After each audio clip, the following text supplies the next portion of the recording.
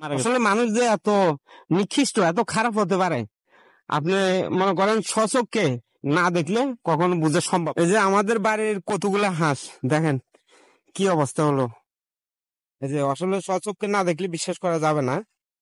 এই যে দেখেন হাঁস কিভাবে ক্ষেতের মধ্যে ওষুধ খেয়ে মরে পড়ে আছে। দেখেন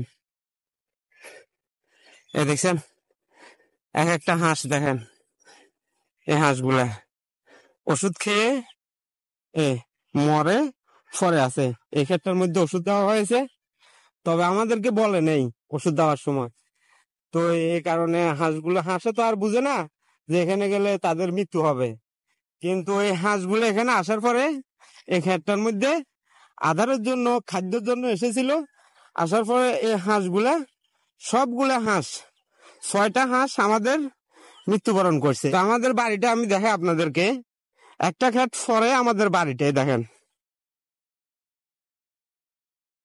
এই যে আমাদের বাড়ি, কিন্তু তারা চাইলে আমাদেরকে জানাইতে পারতো যে আপনাদের যদি হাঁস থাকে বেঁধে রাখার জন্য, কিন্তু তারা বলে নেই।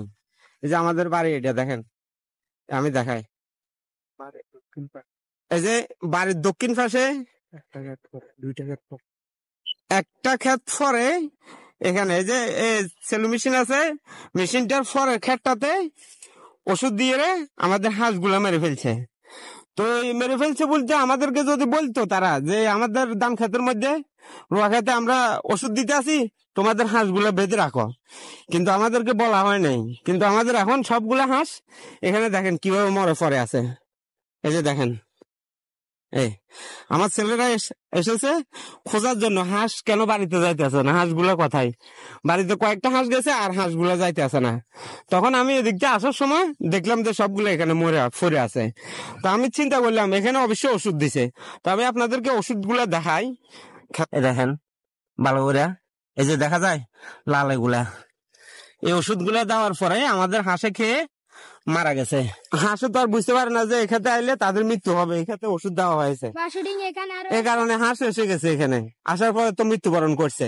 এই যে জমিটার মধ্যে আমি আপনাদেরকে আমার ওই সাইড থেকে আমি দেখাই, তাহলে আপনারা বুঝতে পারবেন আমাদের বাড়ি থেকে কতটুকু ডিস্টেন্স এর ভিতরে এই ক্ষেতটা।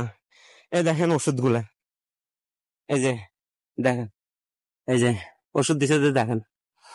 তো তাদের উচিত ছিল আমাদেরকে বলা, কারণ আমাদের বাড়ি পাশে যেহেতু ক্ষেত, আমাদেরকে হাঁস মুরগি আছে, যদি এখানে যদি আসে অবশ্যই মরে যাবে।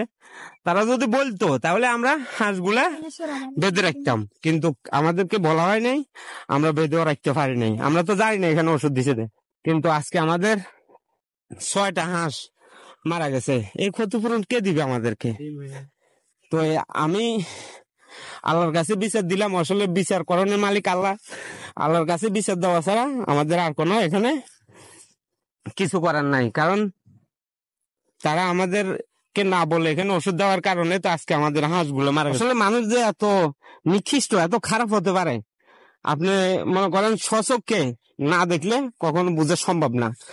আমাদের বাড়ির পাশে জমি, এই জমিটা আর আমাদের বাড়ি দেখেন কতটুকু দূরত্ব, সামান্য একটু দূরত্ব। এই যে সামান্য একটু দূরত্ব, একটা ক্ষেত পরে আমাদের বাড়িটাই দেখেন, এই মাঝখানে একটা ক্ষেত আর এই ক্ষেতটা, এই যে আমাদের বাড়ি। তো আমাদের বাড়ির পাশে ক্ষেত, আমাদেরকে তো বলার উচিত ছিল ওনার যে আমরা ক্ষেতে ওষুধ দিতে আসি, তোমরা হাঁস মুরগি বেঁধে রাখো, কিন্তু বলা হয় নাই। ওষুধটা দিয়ে চলে গেছে, কখন দিছে আমরাও জানি না। কিন্তু এসে দেখি যে আমাদের সম্পূর্ণ হাঁস এখানে মরে পড়ে আছে। আমরা এখন তাদের এই জমির মালিক যে তাদের বাড়িতে যাব, গিয়ে তাদেরকে এই হাঁসগুলো দিয়ে আসবো। কিছু বলবো না, কারণ কিছু বলারও নাই আমাদের, যেহেতু আমাদেরকে বলে নেই। এখন এই হাঁসগুলো নিয়ে তাদের বাড়িতে আমরা রেখে দিয়ে আসবো, এবার ওনারা কি করবে করবে।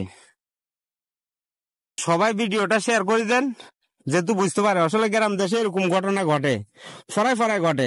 শত্রুতামি করে ওষুধ দিয়ে বলে না, মানুষের হাঁস মুরগি এসে খাওয়ার পরে মরে যায়। এভাবে শত্রুতামি করার কারণে মানুষের অনেক ফ্যামিলিতে, দরিদ্র ফ্যামিলিতে হাঁস মুরগি পালন করে মানুষ জীবিকা নির্ভর করে, কিন্তু আজকে ওটার থেকে মানুষকে বঞ্চিত করা হচ্ছে। দেখেন বাড়ির পাশে জমিগুলা এভাবে যখন হাঁস মুরগি আসে তখন এভাবে খেয়ে মরে পড়ে থাকে। এই যে দেখছেন কিভাবে পরে আছে খেয়ে খেয়ে, অনেক আফসোস লাগে। এই হাঁসগুলা যখন একসাথে দেখি আমাদের কয়েকটা হাঁস আছে, তো অর্ধেক হাঁস এখানে মরে পড়ে আছে।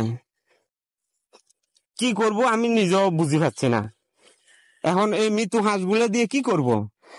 কার কাছে বিচার দিব এই হাঁসগুলোর জন্য, এই অবুঝ প্রাণীগুলোর জন্য কার কাছে বিচার দিব? কেউ আছে বিচার করেন না? অন্ততপক্ষে জ্ঞান বুদ্ধিমান লোক হইলে আমাদের বাড়িতে গিয়ে বলতে পারতো যে আপনাদের হাঁস মুরগি যদি থাকে বেঁধে রাখবেন, কিন্তু রাখা বলা হয়নি। আমরা আর তো জানি না রাখবো কিভাবে বেঁধে। যদি আমাদেরকে জানিয়ে দিত তাহলে তো আমরা এগুলা বেঁধে রাখতাম, আর এখানে এসে এভাবে তারা মৃত্যুবরণ করতো না। এই যে কি সুন্দর হাঁসগুলা, ডিম ছাড়া হাঁস সবগুলা, মোট 6টা হাঁস।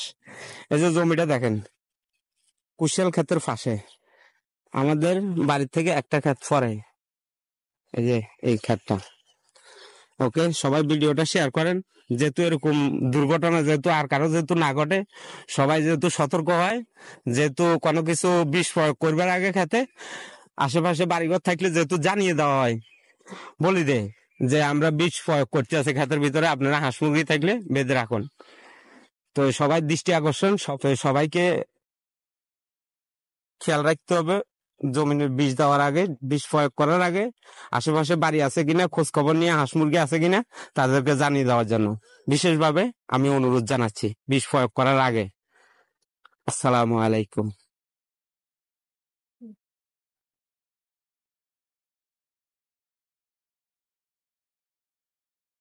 এক জায়গা দিয়ে এখান দিয়ে করতে এখান দিয়ে